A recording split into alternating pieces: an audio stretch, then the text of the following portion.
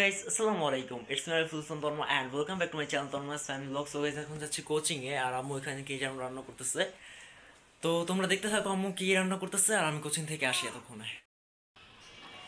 আজকে আমি বানাবো আলুর দম আর পরোটা। ধনিয়া পাতা, কাঁচামরিচ আর টমেটো দিয়ে ময়দাটারে প্রথমে মাখবো। এই জন্য আমি একটু চুলায় গরম পানি বসিয়ে দিচ্ছি। হালকা একটু গরম পানি, বেশি গরম পানি দেওয়া যাবে না, সামান্য পরিমাণ গরম পানি দিয়ে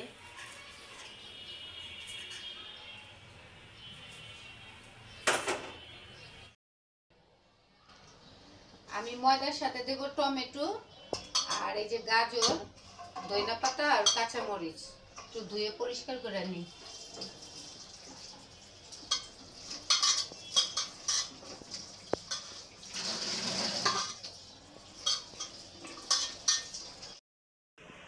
আমি একটু গ্রেট করে গাজর দেব।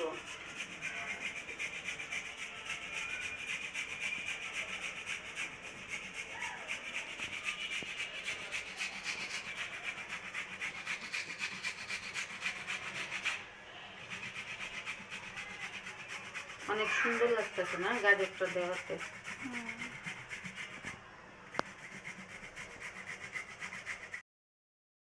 লবণ দিয়ে দিলাম একটুখানি, গাজরটা দিয়ে দিচ্ছি, আর দিয়ে দিব টমেটো, ধনিয়া পাতা আর কাঁচামরিচ।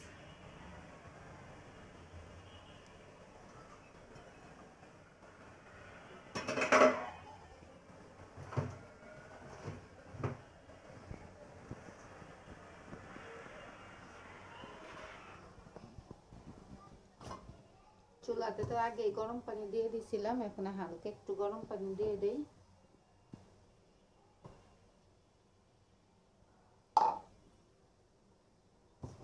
একসাথে বেশি পানি দেওয়া যাবে না, অল্প অল্প করে দিই, যেহেতু টমেটোতে পানি আছে। টমেটো, গাজর, এটি তো অল্প অল্প একটু পানি তো এমনিতেই উঠে, বেশি পানি লাগবে না এর মধ্যে। বাগার দিতেছি একটুখানি।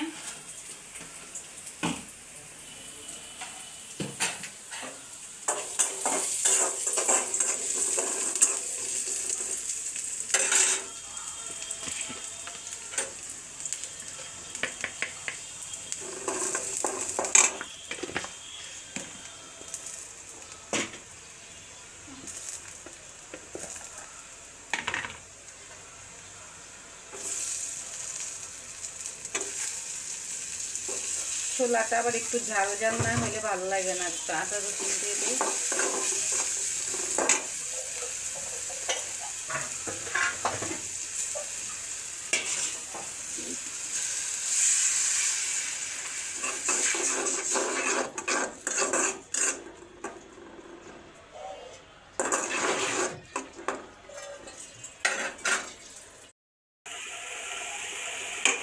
লবণ দিয়ে দিলাম পরিমাণ মতো।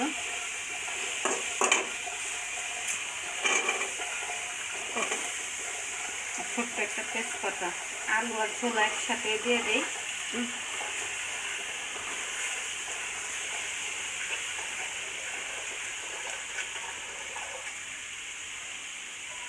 ছোলা আগে থেকে সিদ্ধ করা ছিল, তাই আলু আর ছোলা আবার একসাথে দিয়ে দিলাম।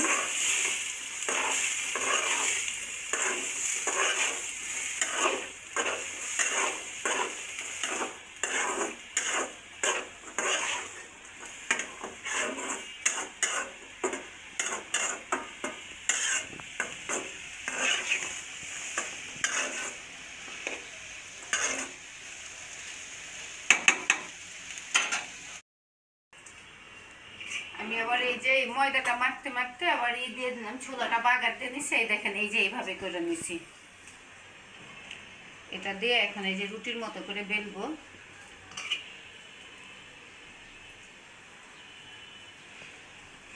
ময়দাটা অল্প একটু মেখে রেখে আমি ভাবলাম যে ছোলাটা বাগার দিই, এতক্ষণে ময়দাটা এই যে মাখা শেষ। ময়দাটা মেখে রাখছিলাম, তারপর ভাবলাম যে আলুর দমটা আগে করে নিই, তারপরে ময়দাটা দিয়ে তার পরোটা বানাই। আদা রসুন দিয়ে দিই।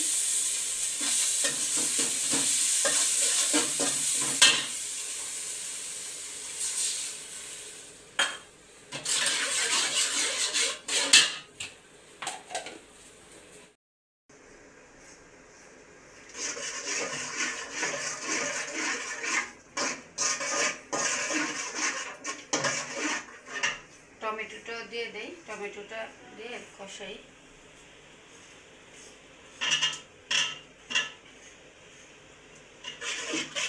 শীতকালে না এখানে বড় বড় আলু অনেক আছে, এই জন্য ভাবলাম একটু আলুর দম আর একটু পরোটা করি, ভালো লাগে আলুর দম খেতে।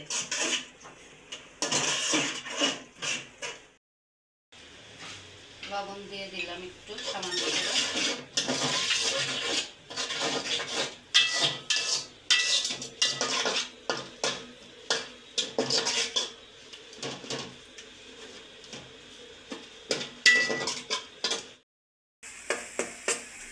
এখানে আমার মশলাটা কষানো হয়ে গেছে, এখন আমি আলুটা ছেড়ে দেব।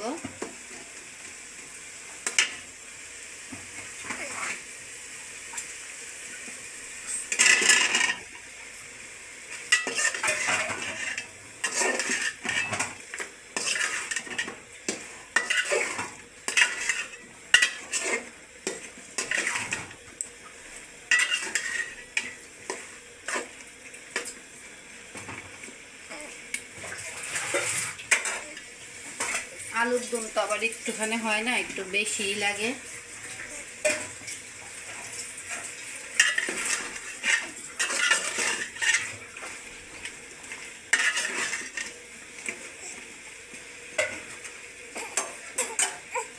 আলুর দম একটু ঝাল ঝাল না হলে আবার ভালো লাগে না।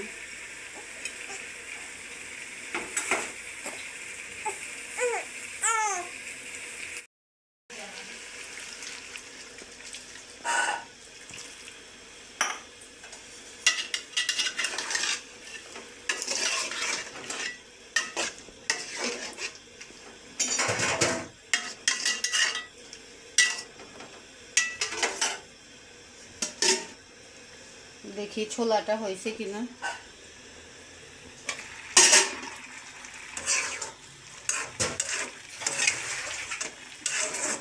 আর একটু বাকি আছে।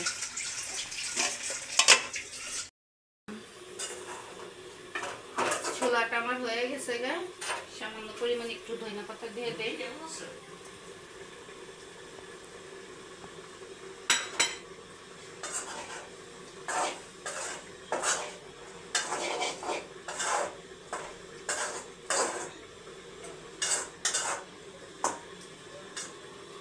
গ্যাসটা অফ করে দিই।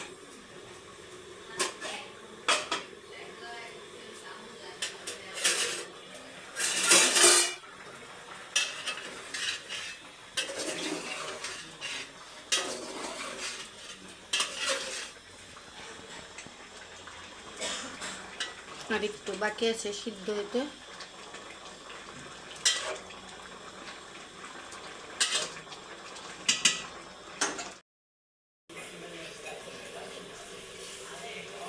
একটু ছিমি মটর দিয়ে দেই।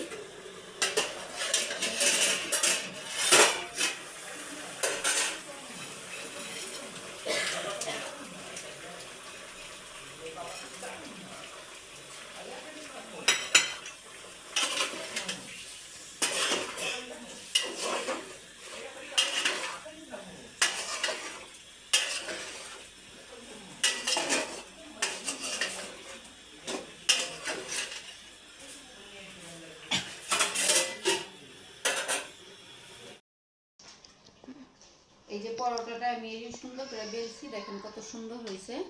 ভাবছি কি প্রথমে কাঁচা ময়দা হয়তো বেলতে পারবো না, কিন্তু সুন্দর হয়েছে। একটু হালকা হালকা কুসুম গরম পানি দিছি।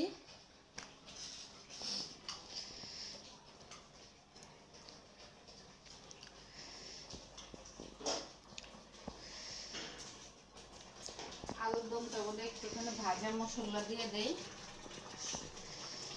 জিরা টিরা একসাথে করে গুঁড়া করে রাখছিলাম।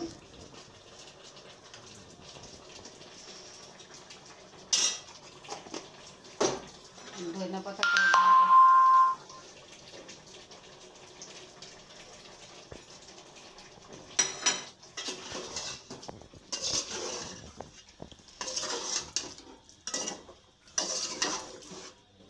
একটু মাখা মাখা রাখবো, যেহেতু এটা খাওয়া হবে পরোটা দিয়ে।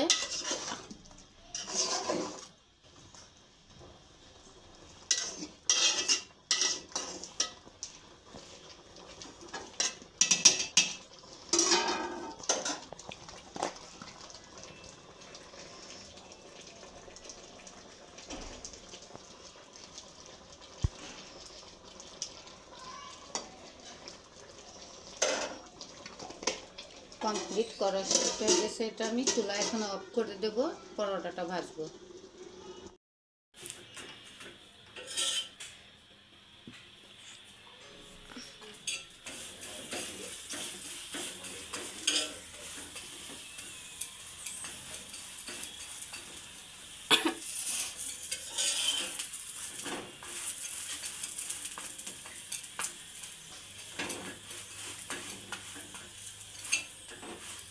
লাল লাল করে ভাজলে ভালো লাগবে পরোটাটা।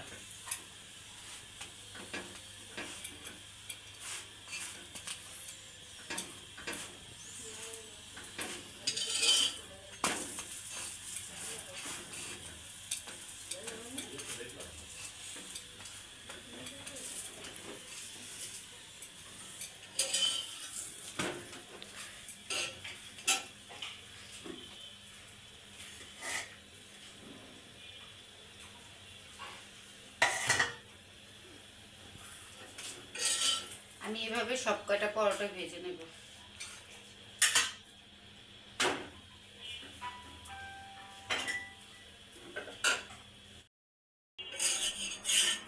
ভাজা শেষ হয়ে গেছে পরোটা, সবগুলি এক এক করে ভাজে নিছি। চলেন খাওয়ার পরে বলি।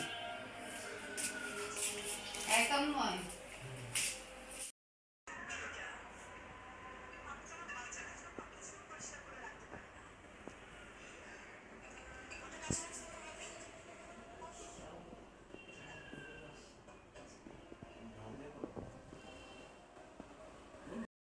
তো গাইস আজকে আম্মু নতুন ধরনের একটা পরোটা আর আলুদম করছে, এখন খাবো, তাই তো আম্মু? হ্যাঁ হ্যাঁ, যাও বসো, তুমি বসো। কেমন হবে খেতে? দেখে তো মনে হচ্ছে ভালোই হবে। হ্যাঁ যাও, দিতেছি। আচ্ছা দাও আম্মু, নিয়ে এসো, ক্ষুধা লাগছে। নেও না, ধরো। বসো। তো চলো একটু খেয়ে দেখা যাক কেমন হয়েছে।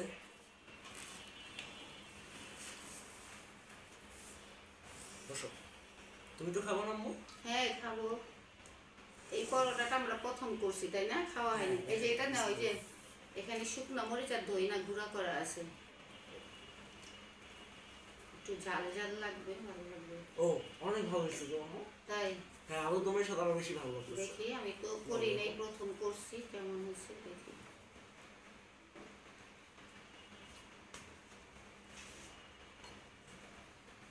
বিসমিল্লাহ। পরোটাগুলো খুব সুন্দর হয়েছে।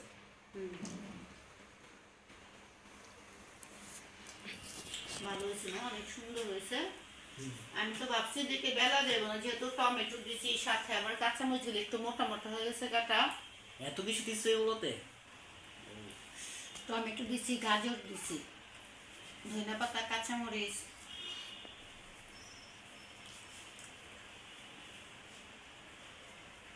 অনেক ভালো হয়েছে। হ্যাঁ অনেক ভালো হয়েছে।